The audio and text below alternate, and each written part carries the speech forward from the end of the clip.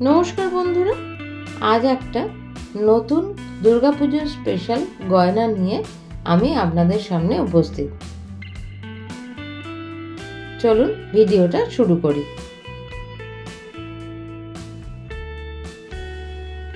प्रथमे एरकम तीन कोना एकटू शक्त कागज बा पिचबोर्ड केटे नेब।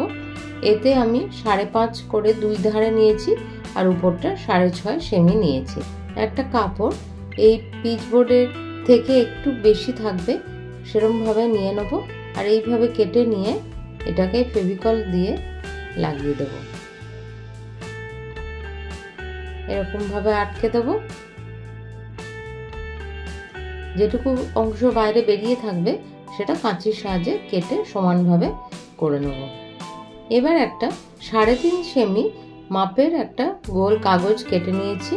এইভাবে সেটাও কাপড়টাকে এরকম ভাবে কাট করে করে এটা আঠা দিয়ে আমি আটকে নিচ্ছি। এখানে এই কাগজটা আমি কম্পাসের সাহায্যে গোল করেছি। আপনারা চাইলে এটা কোনো ছিপি বা বোতলের ঢাকা দিয়েও আপনারা করে নিতে পারেন। এইভাবে হয়ে গেল। এবার এর উপরে আঠা দিয়ে একটা কড়ি আমি আটকে দিলাম।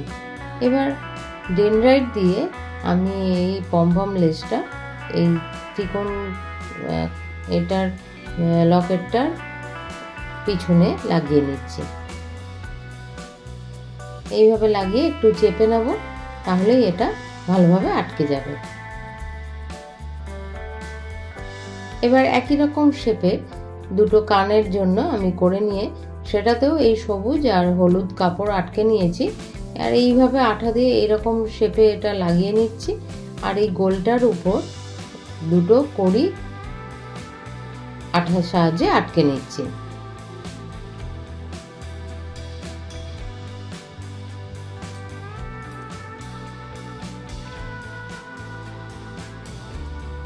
এইভাবে আটকে নিয়ে একটু শুকোতে দেব।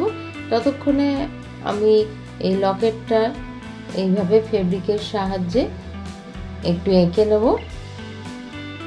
এটাতে দেখতেও ভালো লাগে আর খুব সিম্পল একটা ডিজাইন এতে করে নিলাম। এবার নিচেও এইভাবে হলুদ কাপড়ের উপরও এইভাবে করে নেব।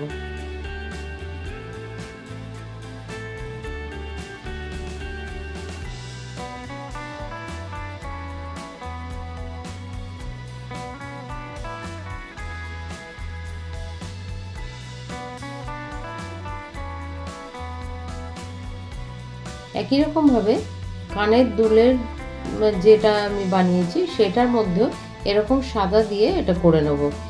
এবার এই লকেটটার নিচে আমি একটা ঝুমকো লাগিয়ে নেব। এইভাবে ভালো করে টাইট করে দেবো যাতে খুলে না যায়। এবার আমার লকেটটা তৈরি হয়ে গেছে। এবার সুতোর সাহায্যে এইভাবে একটা শিশি বল আর কটন বল দিয়ে তারপর ট্যাসেলটা আটকে নেব। এইভাবে দুদিকেই করে নেব, তাহলেই আমার এই হারটা কমপ্লিট হয়ে যাবে।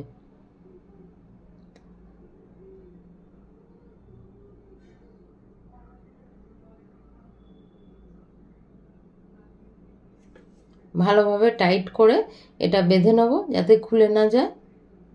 এইভাবে দুদিকে লাগানো হয়ে গেলে তারপর আরও এই সবুজ কাপড় এরকম অর্ধেক কেটে নিয়ে সেটা আঠার সাহায্যে লাগিয়ে দেবো।